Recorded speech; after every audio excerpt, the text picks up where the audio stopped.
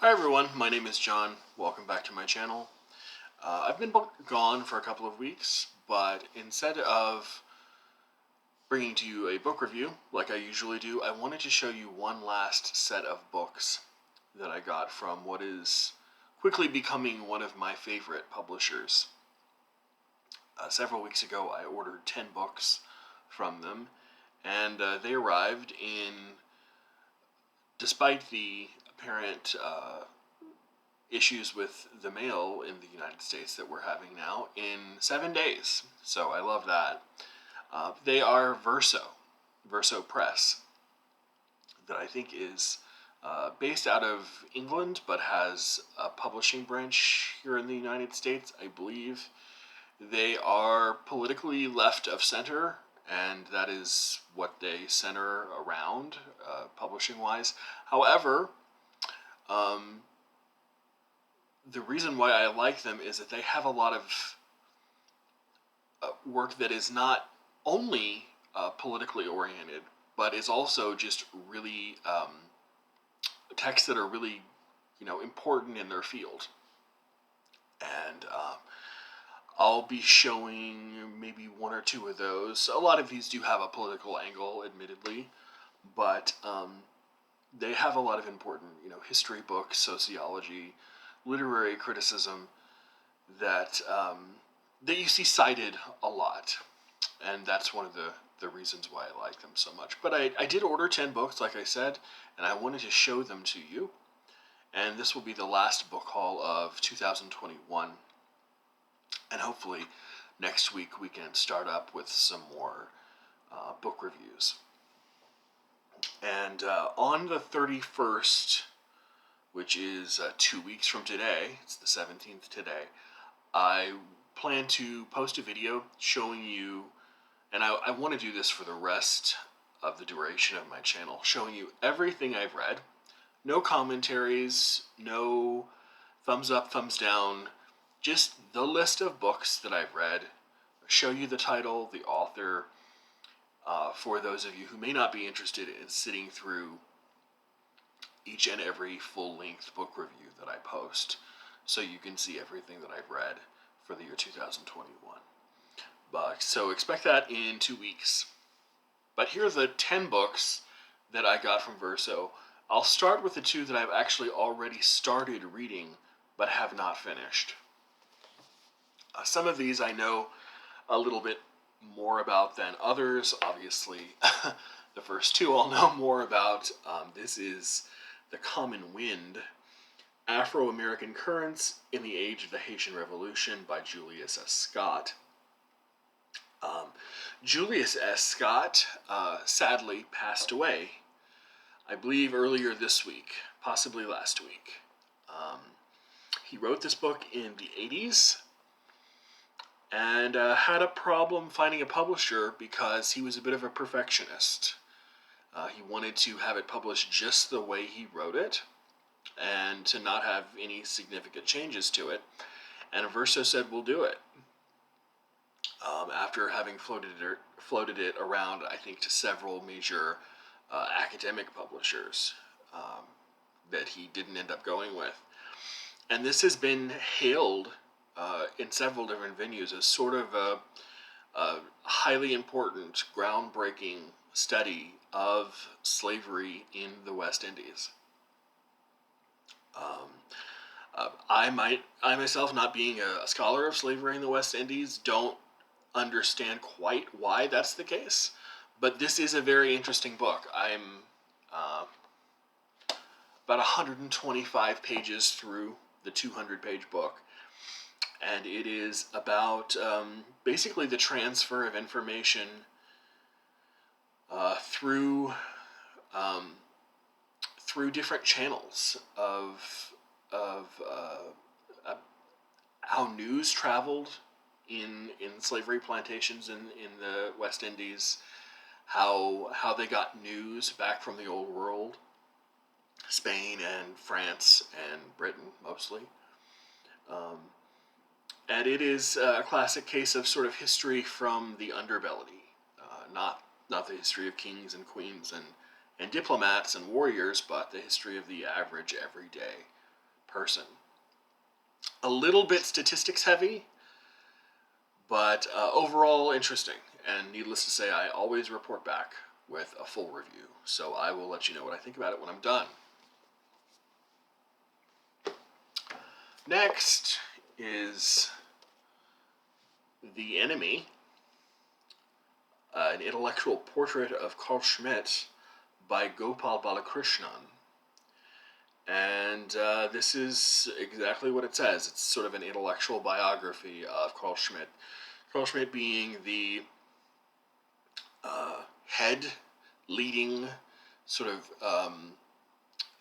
jurist, shaper of law, interpreter of law during the Weimar Republic heading into the Third Reich, and he is, largely seen as creating this sort of idea that ruling is deeply tied up with this moment of crisis or state of crisis that is maintained by the state to try to exert its power. Balakrishnan is kind of complicating his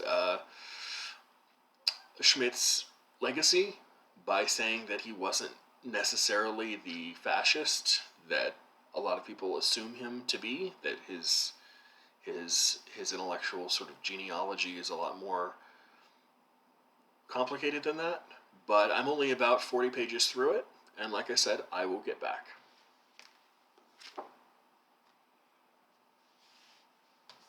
This is something I know almost nothing about, other than the fact that maybe he's drawing some lines here that I'm unfamiliar with. I have heard of the author's name before, Henri Lefebvre, but this is Hegel, Marx, and Nietzsche, or The Realm of Shadows.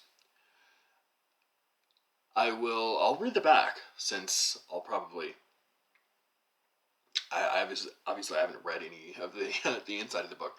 Hegel, Marx, Nietzsche, or The Realm of Shadows proposes an ambitious synthesis that conceptualizes the modern world via these three epoch-making thinkers, a world that is Hegelian in terms of the state, Marxist in its social forms, and Nietzschean in its civilization and values.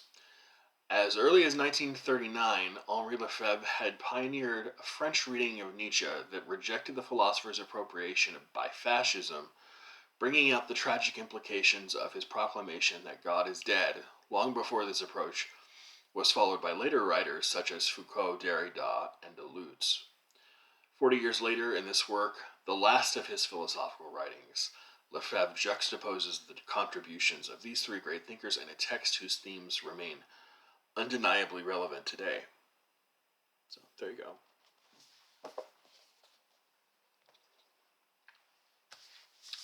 Verso has a number of books by this historian, and I eventually plan to read each and every single one.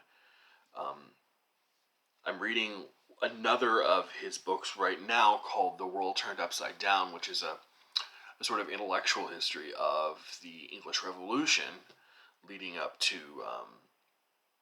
the beheading of Charles I. But this is by Christopher Hill, the sort of, I guess you could call him a Marxist slash revisionist historian. This is Milton and the Revolution. On the back it says, one of the towering figures of the 17th century, John Milton remains one of the great poets of the English language. His major works, notably Paradise Lost and Samson Agonistes, are still regarded as some of the finest poetry produced during the turbulent decades of the English Revolution. Yet far from the sour Puritan of popular imagination, Milton was intimately involved in the Revolution itself. And in this book, Christopher Hill uses the learning gathered in a lifetime study of 17th century England to carry out a major reassessment of Milton as a man, a politician, a poet, and a religious thinker. And in doing so, he demonstrates how the social, political, and religious tumults of the 17th century are reflected in Milton's poetry. So it's sort of maybe a reading of Milton's poetry through the lens of the Revolution, or vice versa. Either way, fascinating stuff. Not exactly a small book either. And several of the books, they published 6 or 8 of his books. This is 550 pages. Quite a study. And many of his books are this size. So a bit of a mini education in the English Revolution, if you read all of those. This is by the late historian. I think she was also a Marxist, unsurprisingly, if you're buying them from Verso. Ellen Meiksons Wood. This is The Origins of Capitalism, A Longer View. Traces capitalism from probably somewhere around the 16th or 17th century, when many historians of economics start to claim that it appeared through the birth of capitalism, imperialism, and the modern nation state. And I have not started reading this book yet, but I do like the way the book opens. And it says, the collapse of communism in the late 1980s and 1990s seemed to confirm what many people have long believed, that capitalism is the natural condition of humanity, that it conforms to the laws of nature and basic human inclinations, and that any deviation from those natural laws and inclinations can only come to grief. And she basically spends the book criticizing and dissecting the assumption that capitalism is the natural sort of economic end of man, or humanity, I should say. This is someone who was new to me until I started trolling around on Verso. This is Walter Rodney's How Europe Underdeveloped Africa. Walter Rodney was he is Guyanese, and he worked with the Guyanese Working People's Alliance. He was a leader of the Black Power and Pan-African movements across the diaspora, and he was known mostly as a historian of colonialism. And he was assassinated at a very young age, I think 36 or 38, in 1980, I believe. And this book is all about how the colonial powers of Europe saw to it that Africa remained out of the league of competition. Saw to it that Africa would never, I guess, rise to the level of economic success and power that the United States and Europe had achieved. Europe is obviously not a country like the United States. The countries in Europe, that's what I meant. Sorry.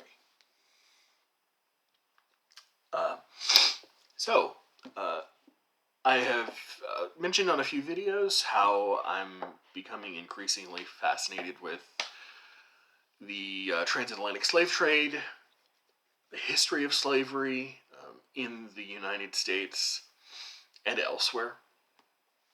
And this is exactly what this is. This author has at least a couple of other books on slavery. It's kind of a trilogy. There's one on the rise of slavery.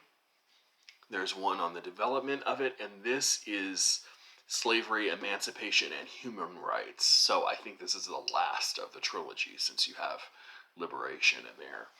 But another quite sizable book, and beautifully printed on wonderful paper. This is The American Crucible, Slavery, Emancipation, and Human Rights by Robin Blackburn. And it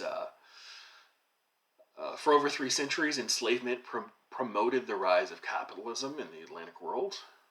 The New World became the crucible for a succession of fateful experiments in colonization, silver mining, plantation culture, racial enslavement, colonial rebellion, slave witness, and slave resistance.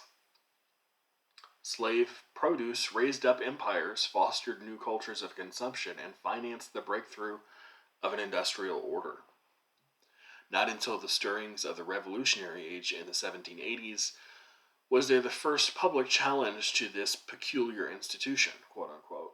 An anti-slavery alliance then set the scene for some great acts of emancipation, like the ones in Haiti in 1804, in Britain in 1833 to 1838, and the United States, of course, in the 1960s, and then Brazil and Cuba in the 1860s, and Brazil and Cuba in the 1880s. In The American Crucible, Robert Blackburn argues that the anti-slavery movement forged many of the ideals that we live by today.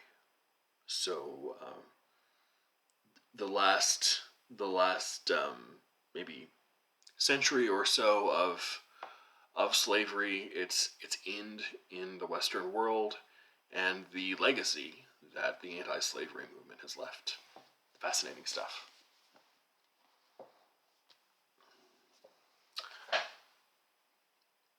One more book about the English Revolution. They have a little series about people and ideas that is just called V Revolutions. See there at the bottom?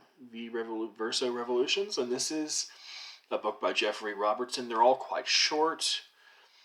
This is The Levelers, the Putney Debates. And one of the interesting debates that took place during the English Revolution took place in the town of Putney in England, called the Putney Debates, and that is where the Levelers, which is one of the revolutionary groups during the English Revolution, basically enunciated their core principles and argued for them. And the book is extracts from the speeches that were given by important levelers during the Putney Debates against the king, and of course the let's see, yeah, it is extracts from debates and speeches, but extracts that give, like I said, the core ideas for why revolutionaries were basically wanting the king's head, which they eventually got. All right, 8 down, 2 to go. This is a book by, really hard to find, secondhand. Never really run across him anymore, and it's a shame. If you do, it's inevitably in bad shape or written in, I think sometimes because he gets assigned in cultural studies and literary studies classes. But this is Raymond Williams, and this is Writing in Society. As you can tell, a brand spanking new copy of it. It's basically, I don't know, maybe a dozen or so essays from drama in a dramatized society to his big famous essay, Notes on English Prose 1780 to 1950, and a couple of smaller essays. One on David Hume, one on forms of English fiction in 1848, another year of revolution, obviously. The Tenses of Imagination. Raymond Williams, the sort of called the father of cultural studies, especially in England. Another interesting person. And finally, last but not least,